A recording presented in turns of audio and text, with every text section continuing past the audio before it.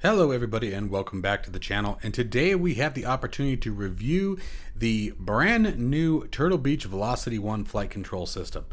This system very well integrates both PC and a console controller. Obviously aimed at the Xbox, you can tell there, but it has just a little bit of everything. Has 7 different axes that you can bind to your different throttles and controls, both for commercial and general aviation, a nice trim wheel, nice large handles that make it very easy to grip and feel comfortable with.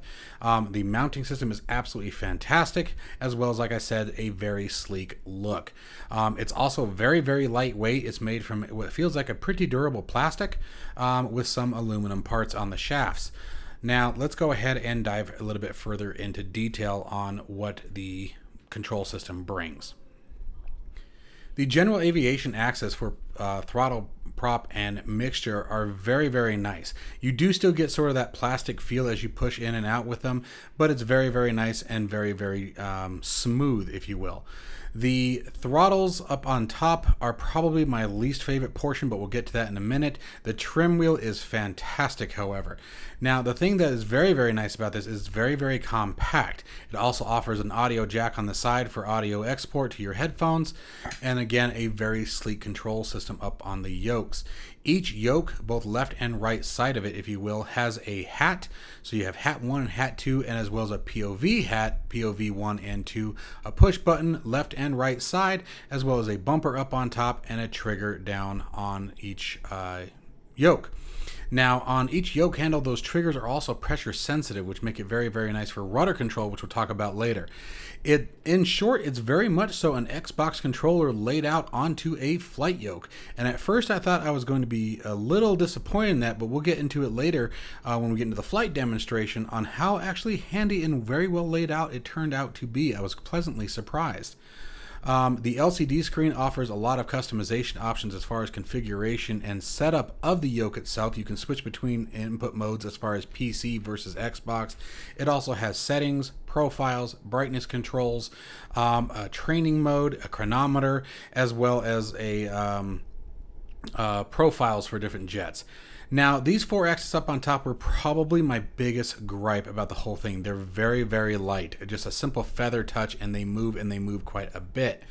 Now, the GA axis, as I mentioned earlier, definitely much nicer, quite a bit more tension on them. Again, you can still sort of feel that scratchy plastic feeling inside of it, so I'm not quite sure what the bushings in it are like, but as we get into the flight demonstration, you'll see that they work very nicely and are very sensitive, which is a good thing. That's something that we definitely want for engine control. The trim wheel is by far my favorite part of this. It is very smooth, absolutely no resistance whatsoever, and yet the tension is tight enough that we're still able to get very finite control of the trim wheel. But again, as you can see with these top 4 axis, once you get past that bottom detent that's there for cutoff, they're a little bit on the leaving something to be desired. The mounting system here is fantastic. As you can see, I removed the lid here. You have the Allen wrench built right into it, and then you use these Allen keys to adjust the feet that are down at the bottom of the yoke that mount the whole system together. And I'll get a shot of that here in just a moment, but it's a very slick way to design this. Put the cover back on top, conceal the hardware, and you're good to go. And then there's a shot of the clamps there on the desk. And my desk is about 1.25 inches thick, so it's a very thick desk. Offers definitely a lot of option for mounting. The forward warning panel is customizable. There's a couple of different options. You can remove that one, replace it with a couple others. I haven't gotten to test that out really. I didn't really pay a lot of attention to it in the flight demonstration, but we'll take a look at that here in a minute. Here, I tried to get a good shot of the LCD screen, tried 2 different camera modes, and just no matter what I did, it got washed out. But again, very easily, a very easy navigation layout, very easy to navigate amongst the menus. And again, you have everything from profile settings to training modes to brightness. And it just really, they put a lot of effort into this. I was really impressed with the effort that they put into this flight control system, while trying to keep it in the general consumer's market and aimed more at the console side of things. I'm sort of bouncing around a little bit here and just all of this is live. I don't ever do scripted video, guys, so bear with me on that. But I can't stress enough, it is very, very compact. That throttle base from my thumb to the end of my pinky finger, my hand is actually larger than the throttle. The mounting or the control system the throttle plugs into the yoke, and the yoke plugs into your PC or Xbox. Very long USB cable. Again, definitely aimed for you console users. This is definitely something you want to look at. Now, that's pretty much it for the exterior side of the fence that I want to talk about. So let's go ahead and jump into a flight simulation and check it out. All right, guys, so now we are in the simulator and we're going to actually be taking the VelocityOne out for a spin. Now, I want to give you guys a heads up on this. I have the Thrustmaster TPR rudder pedals. I am not going to be using them. I am going to, well, scratch that. I will be using them for brake pedals. I do not have any brakes bound through the VelocityOne, so I will be using it for that. But the rudder turning, any yaw movement or nose wheel movement, I will be using the triggers on the VelocityOne. As you can see here, the triggers are connected to the rudder pedals, and they are pressure sensitive. As you can see, I can go light rudder or I can go full. So I found that to be pretty awesome. The other thing that I did have to do is our propeller and mixture axis needed to be bound. No big deal. And then other than that, I think we're good to go. Now, something that's pretty handy is the auto start and auto stop buttons are pre-bound. So that's going to be really great, especially for you console users. I want you guys to remember that my purpose of this is to try to simulate the experience from both console and PC. I don't have Microsoft Flight Simulator on Xbox One. I don't even think my Xbox One is plugged in, honestly. So I want to make sure that I do my best to give you guys the experience that you would be dealing with if you purchase this for your Xbox or your PC, which is also why I'm not going to be using the Track IR today. I don't want to use Track IR. I want to be using the POV hats that are available so that way you guys can see what the experience is going to be like. Okay, so let's go ahead and get the aircraft started, and we'll get rolling and talk about the experience. All right, so let's get the engine started. I'm just going to use the auto start button that's bound to the throttle here.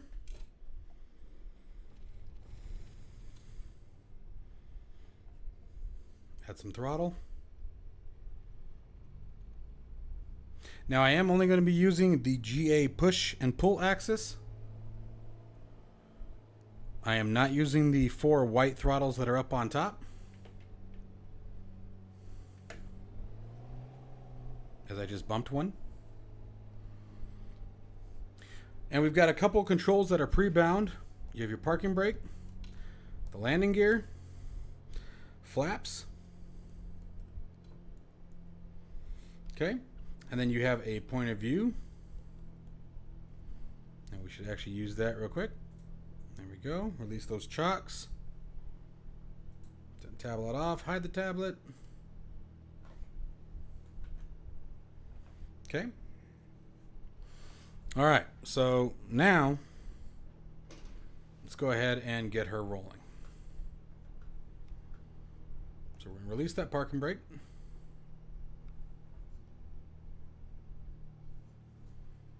And I'm using the trigger to control my nose wheel.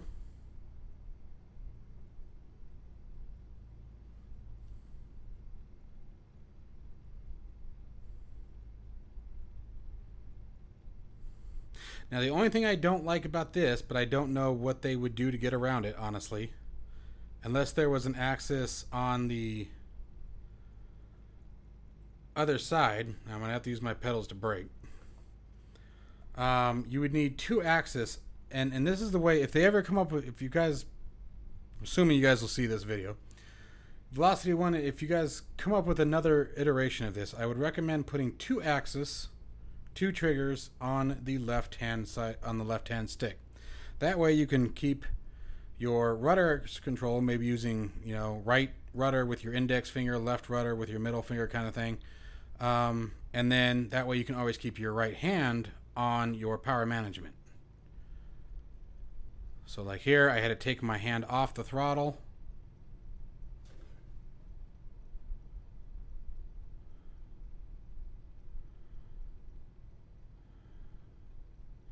And again, I haven't bound any kind of wheel brake. I probably should, but I haven't. That wasn't too bad though. Flaps 1 for takeoff.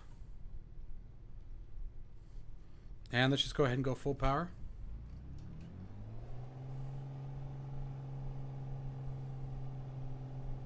Airspeed alive. Using the triggers to maintain center line. Pulling back.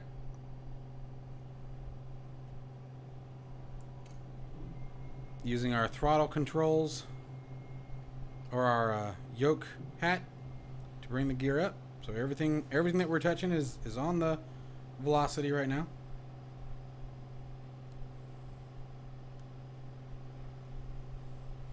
The trim wheel, very, very nice. I like this a lot. It's nice and smooth. Doesn't want to keep spinning or moving when you let go. And yet it's just enough where you just barely touch it with your finger. And it will move the way you want. Alright, so to talk about the yoke for a minute. On the elevator axis,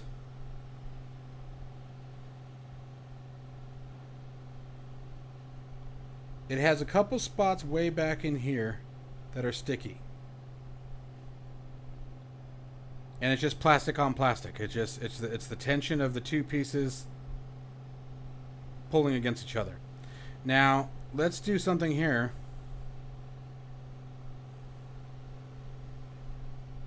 On a rotating pull like this, that feeling is much more pronounced.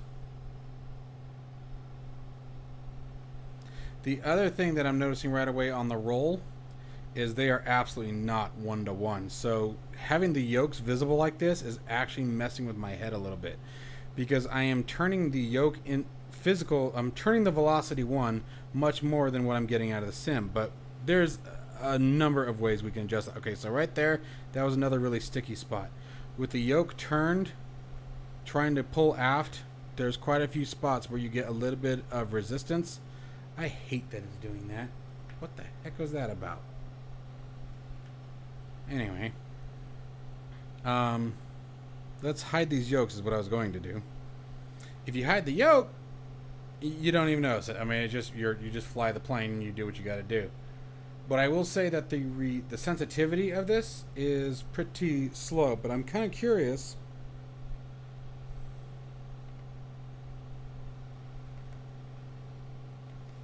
I'm looking at the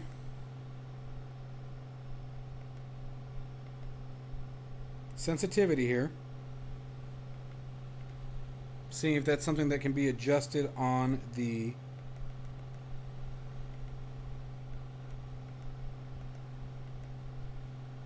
no. Okay.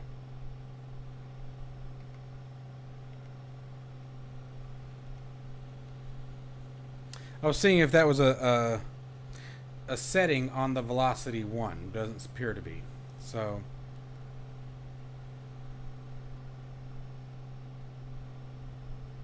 it definitely requires a ton of rotation to get the aircraft to respond. Lot of rotation. But again, this is something I can almost guarantee we can fix in the axis bindings inside the sim. You just have to go and tune your axis. But that's something that you're definitely probably going to want to do. Otherwise, it's going to be a little weird. I should probably pull some of this power back, huh?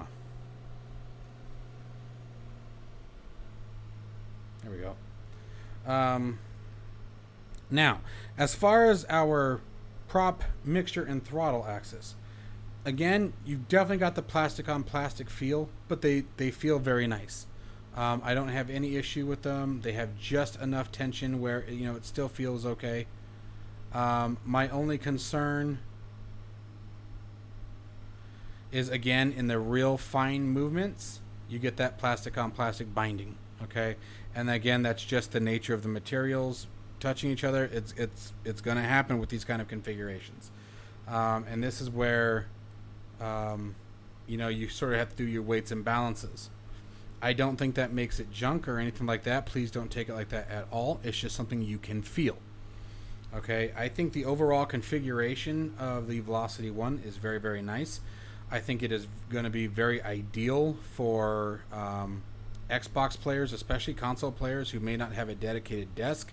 The way that you mount it is, as I said previously, is absolutely phenomenal. I love the mounting system on it, but I mean, it's light enough where, because of the materials that were used, that you could comfortably put it on a TV tray if you had to, and be able to use it in your living room, you know, on your console. So there's a lot of pros to this. You know, yes, it's important to remember right now. I know a lot of people are going to want to compare this to the Honeycomb Alpha and Bravo, and I'm going to be completely honest, you can't. You cannot compare these two. They are not on the same playing field. They're just not. The other thing about the Honeycomb Alpha and Bravo is they're almost $200 more than this. This is a very, very lightweight, very, very compact system that is very, very ideal for either a desk that has a multi-purpose, i.e. you have to work at it too, you know, you do your job at it or whatever, you know, or you just want to be able to very quickly, you know, swap between, you know, keyboard mode and your flight simulation. This is what this is ideal for. The Honeycomb configurations, guys, they're heavy, they're big, they're bulky. I mean, they're gigantic. Let's call it what it is. They really are. That Honeycomb Bravo throttle is huge. This is very, very compact. I can't stress that enough.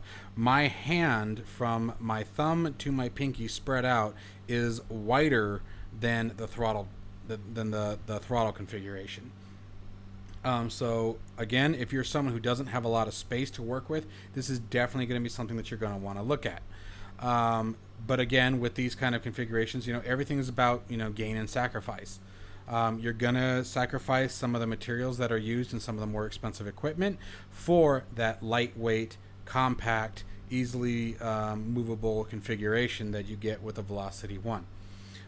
The plastic on plastic grinding, like I said, for example, if I lift up, I'm physically squeezing the left side of the yoke and lifting up, putting upward pressure on it, any resistance absolutely goes away. I mean, it's gone. And I'm not having to put a lot. I'm not talking about, like, I'm not yanking it trying to see if I can pull it up to the ceiling. But just a little bit of pressure and it goes away. So that's something that, I mean, right there, that's the first workaround right there to avoiding that. Now, when I don't do that, and if I'm just using my fingertips and trying to pull back, I get that plastic stickiness. So our next step here is we're going to land the aircraft, because I think that's where it's going to require the most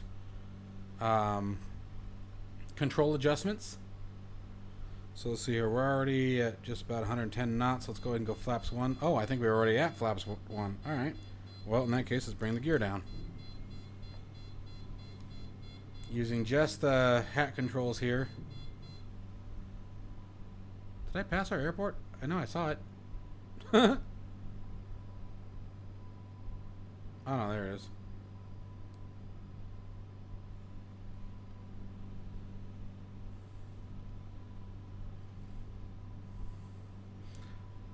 Bring that prop back in.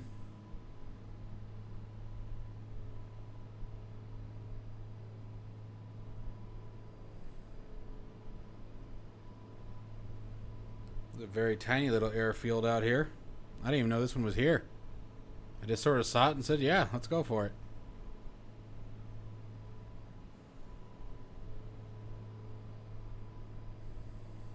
So let's use that trim wheel. I really like the trim wheel. I can't say enough good things about the trim wheel. The trim wheel works really, really nicely. Very, very nice. Like I said, the controls are reversed by default, so you'll want to remap those, but other than that, the feel of it is fantastic. Now, the yoke, again, like right here, especially at these lower speeds and the dirty configuration like this, the yoke, we need to work on the response. The response time is way too slow. I'm having to put way too much motion. Let me see if I can just fix it. Let's just do this together. Let's see if I can fix it. I've never had to mess with the control schemes on this before as far as the axis, the dead zone. So here's our throttle again. Now, we're using these axis right here is what I've been using the entire time in case there's any confusion. There's our trim wheel. And then this guy right here we are not using, and I'll get to talking about these in just a second. But I'm not crazy about these guys. But let's find the... Where are you? Is it you? Yep, okay. So there's our yoke, and then how do I do this again? Gosh, oh, sensitivity, there we go.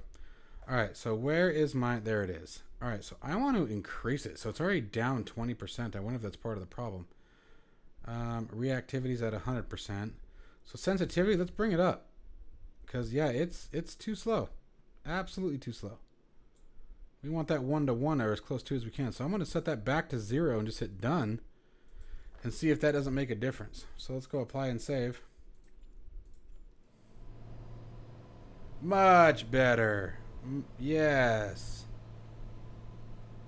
Much more of what I expect. Let me see. Let's do this. Yeah. Now it's 1-to-1. It's almost 1-to-1. Yeah. Much nicer. Good. All right. So I had a feeling that's all we needed to do. I didn't realize. Oh, crap. I didn't realize it was down 20% already. I'm not sure why it would be down that far, but uh-oh. Damn, I hit that button. I do recommend that auto shut off button. Rebind that. Move that. It's not in a good spot. All right, so let's see what we got here.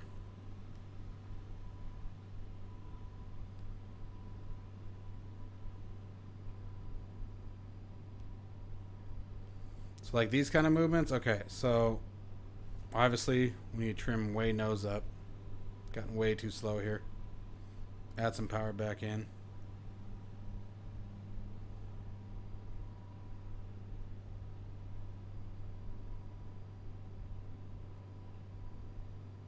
So you can watch the way the yoke is pulling aft, sort of bouncing.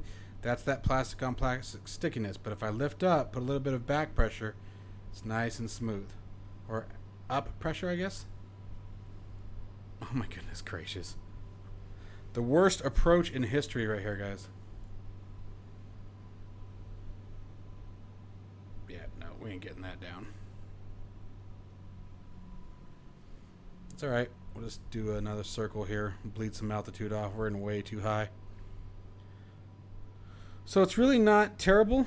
And again, I can't stress enough as far as that stickiness. I think, and I'm focused on the stickiness because that's my biggest complaint. Okay, that's huge to me. Those finite movements, especially on approach, or even on takeoff, they can make or break your simulation experience. They absolutely can. But I will tell you again, lifting up on the yoke, actually physically lifting up on it, and it goes away.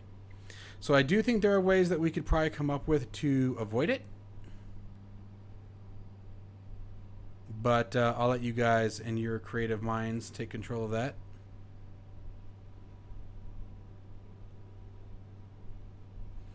But yeah, if I don't do that, if I don't give it that upward pressure, it definitely gets really sticky.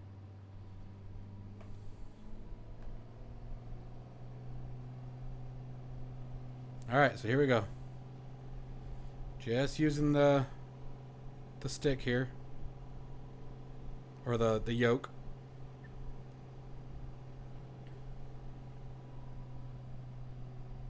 Finally on a decent approach.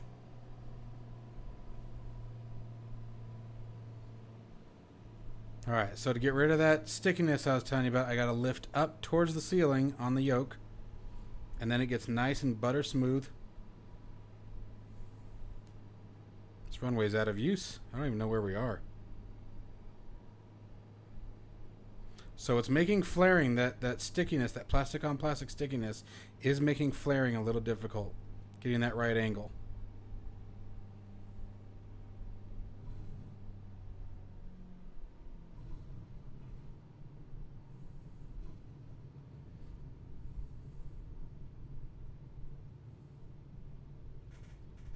All right, use my rudder pedals to apply some wheel brake so we can stop her.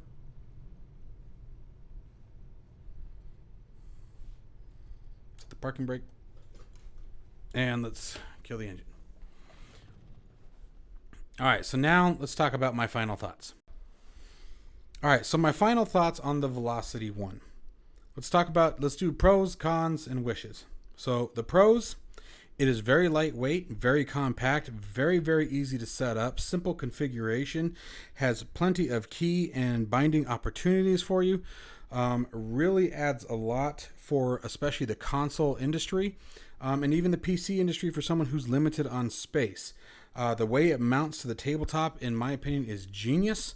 I love the fact that everything you need is right up top, has that nice lid that comes on, has a nice big wrench that makes it easy, and you're not fighting some little dinky thing dropping it on the floor. The grip on the yoke feels very, very comfortable, and I have very large hands, so it's very, very nice. It's one of the reasons why I always liked the Xbox One as a console, was because the controllers were so much bigger than PlayStation. The PlayStation controllers used to really hurt my hands. They cramp up a lot. So me having big hands, the yoke is very, very comfortable to hold. Once we got into the controls in Microsoft Flight Simulator and removed that sensitivity reduction, the 1-to-1 ratio on the stick on the yoke to simulator is just about right on point, and that's what we're looking for. I was kind of concerned about that, but that is no longer an issue. Just remove that or set the sensitivity to 0, and you've got just about 1-to-1 ratio. My biggest gripes, and I know I didn't talk about them during the flight, so I'm going to talk about them now. Number one, top of the list gripe, are the 4 white throttles up on top. I do not like them. They are way, way too light. There needs to be a tension knob or something, and I would recommend a tension knob for all 7 axis, even the 3 down below. But at the very least, the 4 axis up on top, there needs to be some sort of a tension knob there. They're just way too light. As testing earlier, I set them at about 45 degrees or 45% of power. I bumped my desk really good with my hand, and the center one, or one of the center ones, center right, if you will, dropped down. So a good thunk, and they will move. And I don't like that. As far as the 3 push-pull axis that we were using for this flight, I love them. I have no problem with them whatsoever. Yes, you can feel, again, plastic on plastic. You can feel that as they slide in and out. But again, please keep in mind the price point. I can't stress it enough. Please do not compare this to the Alpha and Bravo from Honeycomb. I know that's going to probably be their leading battler here, is against Honeycomb. And I don't think that's a fair assessment. They're not in the same category. They're just not. This configuration is much lighter, like I said, much more compact, much more wallet friendly. For the Honeycomb configuration for both of them, you're going to be spending almost $200 more, and maybe more depending on where you live. Where this is an all-in-one set, $379, you're out the door. So, you know, Honeycomb Alpha, if you wanted to buy the yoke, you'd be paying $279.99 for just the yoke, $100 more, and you get the whole shebang with this one. The ability on the LCD screen to configure it between PC and Xbox, you have a bunch of other different configurations that are preset for it, such as single engine and multi-engine. The brightness controls, profiles that you can configure for it. You can swap between profiles. Really, really a neat feature. I will be playing around with this more once I find out really how much time I have with this, and I will probably be doing another video on this, maybe like 2 weeks later kind of thing. It all depends on how long I've got it for. I have to confirm that, honestly. But it's a really, really nice configuration for the price point, I think. Speaking to the price point for just a minute, honestly, I would say it is a little high, but I don't think it's outrageous. And in today's market, and with everything going on, and inflation, and I mean, you guys know the same chaos that I do that's going on there. I don't need to get into it. I think it's fair. Okay, like I said, a little high, but fair. I know that's kind of contradicting, but I hope you guys understand that the sentiment that I'm trying to pass across. I'm really grateful that I got the opportunity to review this. When I first pulled it out of the box, as I said in the beginning of the video, I was a little skeptical. But it definitely had surprising moments, and it had certain things that I wouldn't say were negative, just things that I was expecting. I mean, honestly, like I said, the stickiness that I was complaining about on the aft axis, I'm going to be 110% honest here, I was expecting that. When I saw the price point, when I picked it up out of the box, when I felt the materials of it, I knew that was coming. And the shaft, honestly, actually, the shaft here, I can't tell if that's plastic or aluminum. So maybe there's just plastic bushings inside that I'm feeling that are actually causing the drag. Because actually it might be aluminum. But anyway, I digress. I think it's a fantastic product for what it does, and I think that if you're on a budget or you're a console player, especially if you're a console player, but if you're on a budget and you don't have almost $600 to drop on other flight controls, or you don't want to wait, for example, one of the things that Turtle Beach has done that I think is a wonderful thing is they are limiting the purchases to one per customer. And I think that's great. And I know there's still ways around that, but at the very least, it shows that they're at least trying to get it out to as many different people as possible, so that way everyone has a shot at it. I know flight controls are pretty hard to come by these days, so this is a great addition. And I think the more companies that we get developing these products, the more competition we're going to get. The more competition, the more reduction in price. The more reduction in price, the more availability to the rest of us, and the more competitors, the more options you have for purchase. So this is a great addition. I think Turtle Beach had definitely the end user in mind in many parts of this, and I think they did overall a very good job. I'm excited to keep playing with this for a little while, and I'll let you guys know what comes of that. As always, guys, be sure to hit that like and subscribe button if you enjoyed this video and any others that I have, and be sure to put your comments down below on what you guys think about it and what you're looking for and what your expectations are. If you already have it, tell me what you think of it, and let the crowd down below know as well. And then you guys know the drill. Stay safe, stay healthy, and I will see you in the next one.